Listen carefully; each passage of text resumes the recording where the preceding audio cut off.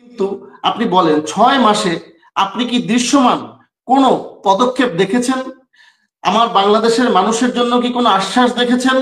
আমার দেশের আইন শৃঙ্খলা পরিস্থিতি উন্নয়ন হয়ে নাই, চাঁদাবাজি বন্ধ হয় নাই, কোন রকম কোনো নিরাপত্তা এই দেশে প্রতিষ্ঠিত হয় নাই। দেশ অন্য দেশের হাতে তুলে দিবেন বা অন্য দেশকে সুবিধা করে নেবেন। আচ্ছা, যদি কোনো কারণে দেশে একটা বিশৃঙ্খল পরিস্থিতি তৈরি হয়, তাহলে সবচেয়ে বেশি সুবিধা পাবে ভারত। আর ভারত যদি সবচেয়ে বেশি সুবিধা পায়, তাহলে তো সেই আবার সেই যে লাউ সেই কদু। তারা দেশপ্রেম হয় না। তারা তারা আমি মেনে নিলাম, আমি যুক্তির খাতিরে মেনে নিলাম তারা দেশপ্রেমিক। ভাই আপনি বলেন তো মামুন ভাই, তাদের দেশে ফিরতে কি কোনো আইনি জটিলতা এই মুহূর্তে আছে? বলেন, আপনি বলেন ভাই, বুকে হাত দিয়ে বলেন। ওটা শুধু আমি সেই প্রেক্ষাপটে আমি শুধু এইটুকু বলতে চেয়েছি যে আমার দেশে তো বিপ্লবীরা রয়েছে, যারা বুকের তাজা রক্ত ঢেলে দিয়েছে, তারা তো এই মাটিতে জীবিত অথবা মৃত। আমার দেশে এখনো সমন্বয়করা সমুন্নত। আমার দেশে ডক্টর ইউনূসের মতো একজন নোবেল বিজয়ী তত্ত্বাবধায়ক সরকার প্রতিষ্ঠিত। সেখানে আপনি যখন লাইভে এসে আপনি এখানে দমন পীড়ন বা ভাঙাচুরার ব্যাপারে ডিরেক্ট আপনি দিক নির্দেশনা দিবেন, আপনি বিভিন্ন রকমের উস্কানিমূলক কথা বলবেন, আপনি ভাঙেন, আমার বিপ্লবীরা ভাঙবে, আমার সরকার অনুমতি দিবে। আমার রাষ্ট্র কি আইনের শাসনে চলবে না মব জাস্টিসে চলবে, সেইটা হচ্ছে আমাকে প্রুভ করতে হবে। এখন আপনারা আমাদের প্রবাসী, আমাদের মাথার তাজ। আমি টিপু ভাইকে এবং আপনাকে একটু কারেকশন করে নিলাম। পিনাকি দাদা যেটা করেছে সেটা, উনি বাঘের বাচ্চা, উনি পেরেছে।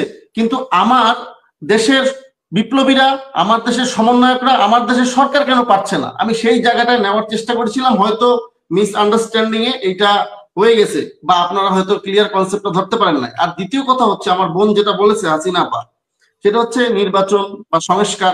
দেখেন আপা, আমি বলি, এই যে আপনারা মইনীয় সরকার দেখেছেন, 111 এর সরকার দেখেন, তখন কিন্তু ভুয়া ভোটার তালিকা হতো, কিন্তু ওনাদের একটা অ্যাসেট আছে যে ওরা স্মার্ট কার্ড করেছে, ভোটার তালিকা করেছে, তাই না?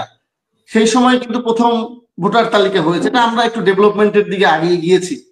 এবং দেখেন এই যে 15 অ্যামেন্ডমেন্ট এর মাধ্যমে এই যে তত্ত্বাবধায়ক ছিল সেটাকে কিন্তু বাতিল করে শেখ হাসিনা দলীয় নির্বাচনের মধ্য থেকে এই যে ফ্যাসিজমের উৎপত্তি করেছে। এখন বিষয়টা হচ্ছে বোন, যে আপনি একটা ফরম্যাট দাঁড় করাবেন যেখানে আর বাংলাদেশের ফ্যাসিজম সৃষ্টি হবে না, এই দাবি তো আমাদের, এই দাবি তো বাংলাদেশের আপামর জনগণের। কিন্তু বোন, একটা বিষয় হচ্ছে, যখন আপনি দৃশ্যমান পদক্ষেপ নেবেন, যখন আপনি পর্যায়ক্রমে সিদ্ধান্ত নেবেন, এবং সেই সিদ্ধান্তের সাথে যখন জনসম্পৃক্ততা থাকবে, জনগণ কিন্তু আশায় বুক বাঁধবে। কিন্তু আপনি বলেন 6 মাসে আপনি কি দৃশ্যমান কোনো পদক্ষেপ দেখেছেন? আমার বাংলাদেশের মানুষের জন্য কি কোনো আশ্বাস দেখেছেন? আমার দেশের আইন শৃঙ্খলা পরিস্থিতি উন্নয়ন হয়ে নাই, চাঁদাবাজি বন্ধ হয় নাই, কোন রকম কোনো নিরাপত্তা এই দেশে প্রতিষ্ঠিত হয় নাই। কিন্তু প্রসঙ্গ হচ্ছে বোন, একটা কথা বলি, ওনারা বলতেছে 80% পুলিশ আওয়ামী লীগ, ও কেউ বলতেছে 90% পুলিশ আওয়ামী লীগ। বোন, পুলিশ তো স্বরাষ্ট্র মন্ত্রণালয়ের আন্ডারে সরকারের চাকরি করে। আপনি এমনও নিউজ আপনাকে দেখাইতে পারবো যেখানে পুলিশ আসামি ধরতে গিয়ে মার খেয়ে আসছে। আমি মোহাম্মদপুরে বিগত 2 দিন আগের একটা ঘটনা দেখাইতে পারবো যেখানে পুলিশ কিশোর গ্যাংয়ের হাতে 4 জন আহত। তো একটা পরিস্থিতি তো তৈরি হয়েছে বোন, যেখানে আপনার এই দেশের আইন শৃঙ্খলা পরিস্থিতি ভেঙে গেছে। এখন বিষয় হচ্ছে, সমন্বয়করা, ছাত্ররা, বিপ্লবীরা পুলিশকে আইনের শাসন প্রতিষ্ঠার জন্য সহযোগিতা করবে, নাকি পুলিশ যদি কোনো কাজে বাধা দিতে চায় দেশে শান্তি শৃঙ্খলা বজায় রাখার জন্য, তখন আপনারা পুলিশের উপরে ঝাঁপাই পড়বেন? কোনটা লজিক্যালি? তো এখন বিষয়টা হচ্ছে, যখন আমাদের এই সমন্বয়করা একটি রাষ্ট্রকে রাষ্ট্র ক্ষমতায় যাওয়ার জন্য যখন দল করতেছে, ডক্টর ইউনূস সরকারের মধ্যে গেল কিছু 3 জন, বাকিরা দল করতেছে, তখন কিন্তু স্বভাবতই দল করতে লোক লাগে, মানুষ লাগে, জনবল লাগে। তখন কিন্তু আপনি জনসম্পৃক্ততা অনিবার্য হয়ে দাঁড়ায়। আর যদি আপনি দল না করতেন, সরকারে না যাইতেন, তাহলে কিন্তু আপনি বিপ্লবী ওই শক্তি হিসেবে থাকতেন, ফোর্স হিসেবে। তখন কিন্তু আপনি কোথাও অনিয়ম হইলে ঝাঁপাই পড়তে পারতেন, কোথাও পুলিশের উপরে টর্চার হলে ঝাঁপাই পড়তে পারতেন, কোথাও আইন শৃঙ্খলা পরিস্থিতির উপরে সমস্যা হলে ঝাঁপাই পড়তে পারতেন। কিন্তু এখন তো পুলিশ মারতেছে, আপনি কিছু বলতে পারতেছেন না। দুই গ্রুপের মধ্যে মারামারি হইতেছে সমন্বয়কদের, আপনারা সমাধান করতে পারতেছেন না। সমন্বয়কদের মধ্যে দল করাকরি নিয়ে বিবাদ সৃষ্টি হইতেছে, সমাধান করা যাচ্ছে না। এখন বিষয় হচ্ছে বোন, এখানে ঝগড়া বিবাদের প্রশ্ন না, কাউকে ছোট করা বা বড় করার জন্য আমরা আসিনি। আমার কথা হচ্ছে, বাংলাদেশটা কি স্থিতিশীলতার দিকে যাবে, নাকি মবের দিকে যাবে, বিশৃঙ্খলার দিকে যাবে? যদি বিশৃঙ্খলার দিকে যায় তাহলে কার সবচেয়ে বেশি উপকার হবে? বাংলাদেশের তো হবে না, আমি পার্শ্ববর্তী দেশ ভারত, পাকিস্তান, চীন, আমেরিকা তাদের দিয়েই বললাম ডাইরেক্ট মেনশন করে, যে দেশ যদি বিশৃঙ্খল হয় তাহলে কোন দেশ সবচেয়ে বেশি সুবিধা নিবে? মামুন ভাই, আপনি বিষয়টা আমি জাস্ট তুললাম, তো আপনি কি আপনার দেশকে অন্য দেশের হাতে তুলে দিবেন বা অন্য দেশকে সুবিধা করে নেবেন? আচ্ছা, যদি কোনো কারণে দেশে একটা বিশৃঙ্খল পরিস্থিতি তৈরি হয় তাহলে সবচেয়ে বেশি সুবিধা পাবে ভারত।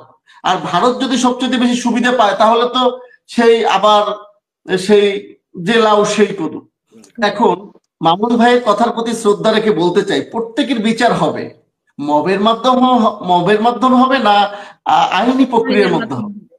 যদি আইনি প্রক্রিয়ায় যেতে চান তাহলে বিচারিক ব্যবস্থাকে শক্তিশালী করতে হবে, সেখানে ন্যায় বিচার প্রতিষ্ঠিত করতে হবে, সেখানে আইনের শৃঙ্খলা বজায় রাখতে হবে। কিন্তু 6 মাসে কি আমার দেশে আপনি ছিটে ফোটা আইনের শাসন দিতে পেরেছেন? মামুন ভাই, আপনি আরেক সেকেন্ডে বলেন, দিতে পেরেছেন? ভাই, আপনি বুকে হাত দিয়ে বলেন। না না না, আমরা তো কোনটা হচ্ছে না হচ্ছে কিছু বুঝে না। ওনার উপরেই তো ঝাঁপিয়ে পড়ছে অনেকে। আমি আপনাকে একটা বলি, আপনাদের দুজনকে জানাই ভাই, শুনছেন ভাই? জি জি জি বলুন।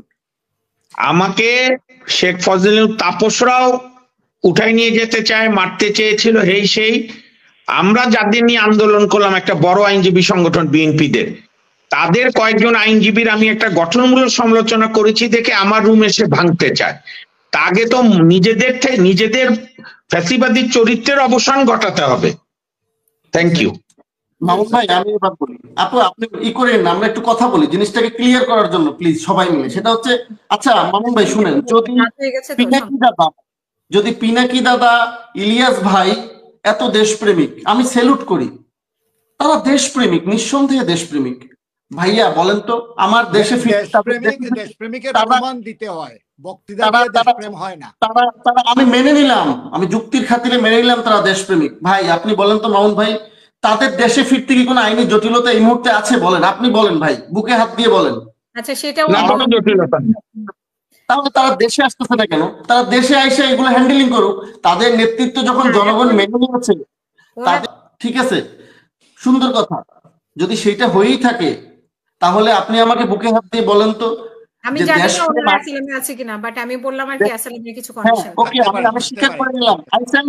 আই স্যালুট শামীম ভাই, আমাকে এক সেকেন্ড সময় দেন। সেটা হচ্ছে আই স্যালুট।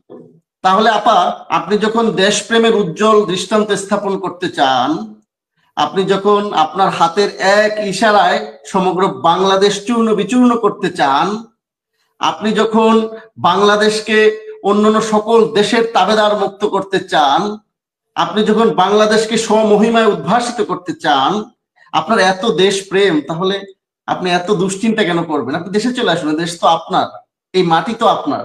দর্শক বিন্দুদেরকে আপনার মাধ্যমে সেটা হচ্ছে যে, দেখেন, প্রশ্ন হচ্ছে Sheikh Hasina has gone already, তিনি চলে গেছেন। তার ওই ভিডিওতে কি বললো, ফেসবুক কি বললো, তার ফেসবুক হ্যাক হয়েছে কিনা তারও কোনো নিশ্চয়তা কারো কাছেই নাই। সুতরাং এই সমস্ত ভেলকিবাজি বাদ দিয়ে, জনগণের সাথে এই সমস্ত ছলনা প্রতারণা বাদ দিয়ে দেশকে স্থিতিশীল করে আইনের শাসন প্রতিষ্ঠা করেন।